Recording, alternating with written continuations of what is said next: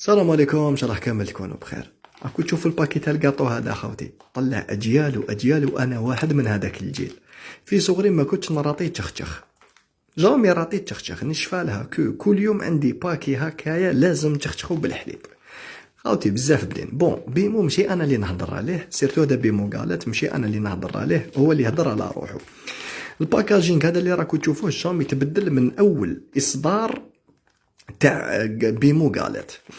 جي روماركي حاجة كو لو بري ديالو طلع، راهو يدير 12000. سبب ارتفاع سعر تاع بيمو قالت حسب ما ذكرت شركة بيمو في البيان الموضح في الصورة، راهم يقولوا انه بعض التجار استغلوا فرصة لكونجي انويال تاع الخدامين بمجمع بيمو. نعاودو ان شاء الله نشريوه في شهر سبتمبر ونشوفوا السعر الحقيقي ديالو دون الزيادة الخيالية مثل ما ذكرت شركة بيمو في البيان ديالها.